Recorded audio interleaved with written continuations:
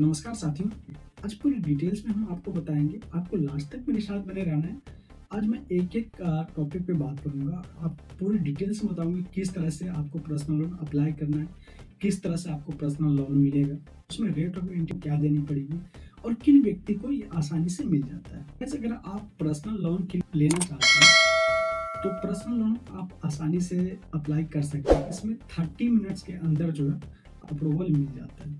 तो personal loan bank किसको prefer करता है कि सबसे पहले कि पर्सनल लोन किनको दिया जाए? जो जॉब करते हैं, चाहे वो सरकारी हो या प्राइवेट जॉब हो, उन व्यक्ति को जल्दी प्रीफर करता है कोई भी बैंक। उसका क्राइटेरिया क्या होती है? अगर आप किसी प्राइवेट सेक्टर में अगर आप जॉब करते हैं, उसमें सैलरी बेसिस होती है, ठीक है? जबकि ये इनसिक्योर जो है लोन होता है। तो ये सैलरी बेसिस जो होती है, बहुत सारी बैंक ऐसा भी है कि 15,000 से प्लस रखा जाता है। अगर आपका नेट पे अगर 15,000 रुपये अगर कंपनी दे रही है तो तभी वो लोन की एलिजिबल माना जाएगा, ठीक है? अगर आप बहुत सारी ऐसी बैंक है कि 20,000 प्लस रखता है तो अभी मैक्सिमम जो है 18,000 के समथिंग चलता है कि 18,000 अगर आपका सैलरी है, अगर नेट पे 18,000 रुपये आपको मिल रहा है तो कोई भी बैंक आपको देने के लिए रेडी हो जाता है। आप वहाँ पे आराम से 3 से 4 लाख रुपए आराम से ले सकते हैं पर्सनल लोन में, ठीक है? तो पर्सनल लोन में क्या-क्या डॉक्यूमेंट्स देना होता है? क्या पर्सनल लोन का rate of interest home loan से अधिक होता है या कम होता है? ये भी आप इस वीडियो में हम लोग जानेंगे। तो गाइस, पर्सनल लोन में डॉक्यूमेंट्स क्या लगता है ये पहले जान लीजिए। अगर आप एक जॉब होल्डर हैं, चाहे आप गवर्नमेंट जॉब कर रहे हैं या आप प्राइवेट जॉब कर रहे हैं, तो प्राइवेट में अगर जॉब कर रहे हैं तो उसमें मिनिमम आपका 15,000 रुपये आपका नेट पे आनी चाहिए आपका अकाउंट में। यहाँ पे सबसे मेन फैक्टर हो जाता है कि आपका सिविल स्कोर अच्छा होना चाहिए। मिनिमम आपका 750 प्लस होनी चाहिए। अगर उनसे कम है तो आपके लिए फिर बहुत दिक्कत है, फिर वो आपको अप्रूवल नहीं मिलेगी, क्योंकि पर्सनल लोन जो है आपका अनसिक्योर लोन होता है। आप में कोई सिक्योरिटी आपसे नहीं ली जाती है, ठीक है? इसीलिए आपका कैरेक्टर देखा जाता है। तो किसी भी पर्सनल लोन के लिए कैरेक्टर कहाँ से देखती है बैंक? तो वो आपका सिविल स्कोर से देखता है। अगर आपने कभी लोन लिए हैं या आप उसको सही तरीके से चुकता नहीं कर पाए तो आपको क्या होता है कि वो बैंक देखता है कि आपका कैरेक्टर ठीक नहीं है और आपको अप्रूवल नहीं देती है।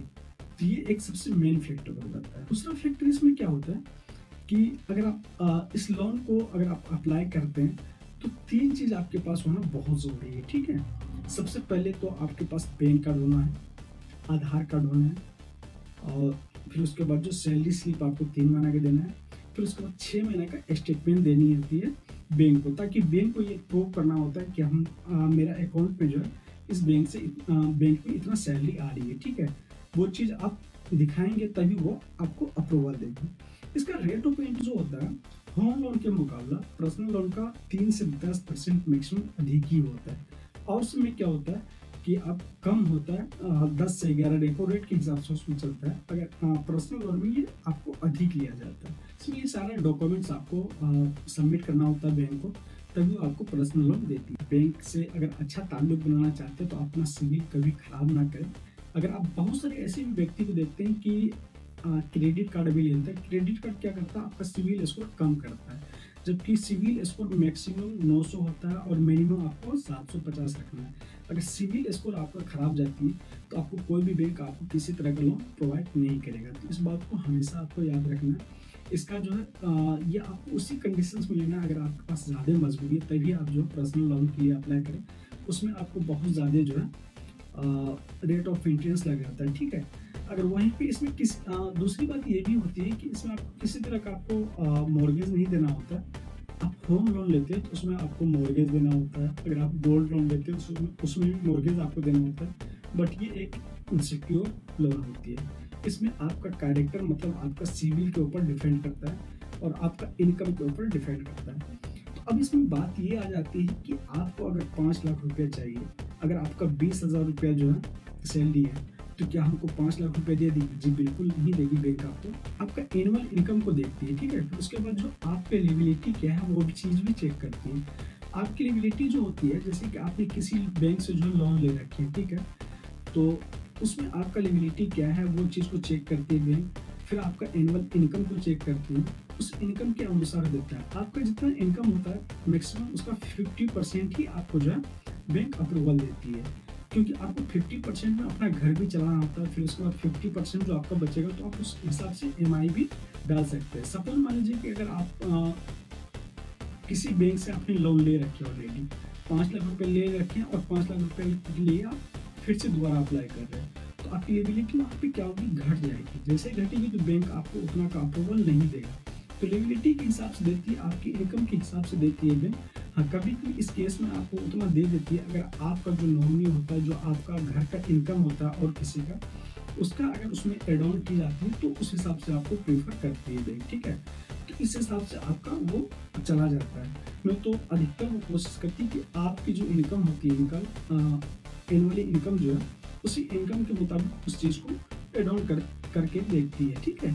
तो ये सब चीज़ उसमें बहुत कुछ है। इसमें 1-2 चीज़ और जानने योग्य बात है कि इसमें क्या-क्या आपको अलग से देना होता है। सबसे पहले तो इसमें आपको जो है बैंक को कुछ फ़ी देनी होती है, जैसे प्रोसेसिंग फ़ी, जिसमें कि 1 से 2% आपको प्रोसेसिंग फ़ी होती है, ये आपको बैंक को देना होता है, ठीक है? जो कि आपका फॉर्म वगैरह जितना भी सबमिट होता है बैंक में, उसका जो है सारा चार्ज होता है वो आपको बैंक को फ़ी देना होता है, वो आपसे ही काटा जाता है। अगर ये सब भी अगर जोड़ा जाए तो फिर आपका थोड़ा-सा और ज़्यादा रेट ऑफ इंटरेस्ट भाग जाता है। ये सब जबकि रेट ऑफ इंटरेस्ट में आपका बहुत ही जो नहीं जुड़ता, बहुत कुछ का जो फ़ी आपको लगता है, अगर ये आप जोड़ेंगे तो और अधिक आपका चला जाएगा। तो ये सब चीज़ जानने योग्य है, क्योंकि ये सब चीज़ आपको वैसे भी अक्सर बैंकर नहीं बताते हैं। क्योंकि अगर आपको बताने लग जाए तो फिर आप नहीं लेंगे उनसे लोन।